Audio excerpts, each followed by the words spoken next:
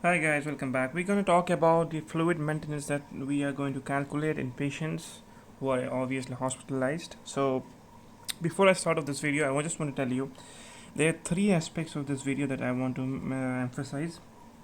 First thing first is we are not calculating the on we're not calculating the ongoing loss. Now what are this ongoing loss? Can be excessive sweating, can be vomiting, can be loose motion, right? We are also not calculating the already lost fluid, that is the deficit, right? Now this thing can have three aspects as well: no dehydration, some dehydration, and severe dehydration. If 10% or more body weight is lost, that is on a severe dehydration. 5% is some dehydration of body weight is lost, right? So these are the three things that you want to keep in mind. And another very important thing is that the third aspect that I was saying, we are going to see what fluid to give. Are we supposed to give normal saline? Are we supposed to give ringless lactate? Are we supposed to give dextrose? Right? Are we supposed to give some other fluids? Right? Second thing is how much how much to give, how much ml, and how fast, that is, in other words, you can say rate, right? So all these videos will be connected, 1 2 3 videos will be connected.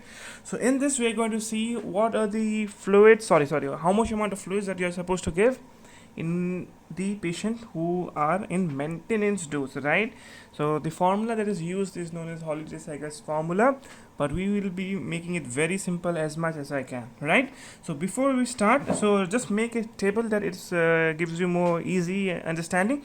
So just write in this fashion: first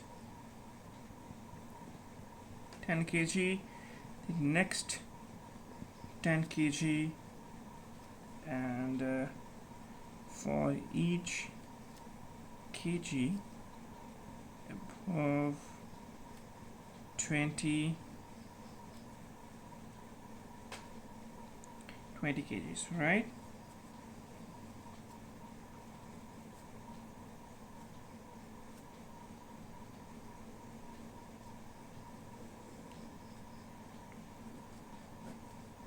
Okay, so in this is constant. You always have to write in this fashion. It's going to make your work very easy, right? So there are two techniques that we can use. Either we can calculate the total amount of fluid that is required in one whole day. What is a whole day? 24 hours, right? Or we can calculate the amount of fluid that is required per hour, right? So this is ml per hour, is that right? And this side per day. How much ml we are going to give in one whole day, that's 24 hours, and how much amount of fluid we are going to give every hour, right? So in this ml per hour, we are going to give 4 ml per kg per hour. That is the fluid, right? That is the rate of fluid you are going to give, right? How much fluid you are going to give, not sorry, beg your pardon, not rate, this how much fluid you are going to give, right? Then after this you are going to add 2 ml per kg per hour, and then you're going to add 1 ml per kg per hour, right?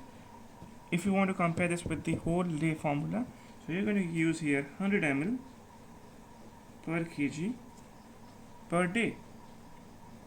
Then you're going to give 50 ml per kg per day, and then you're going to give 20 ml per kg per day. Is that right? All right.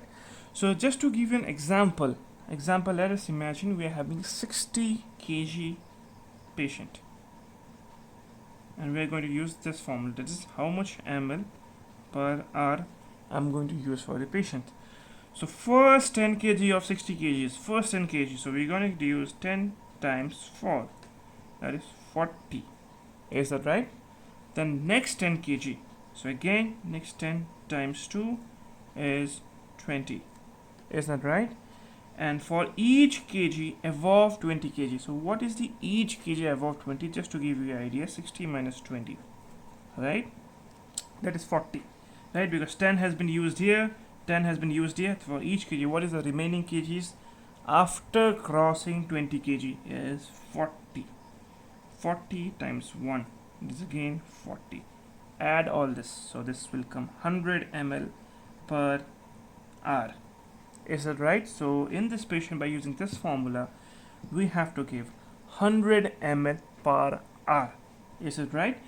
Another thing, that if you want to use this formula, how you want to calculate 60 kg, is it right? You want to calculate per day.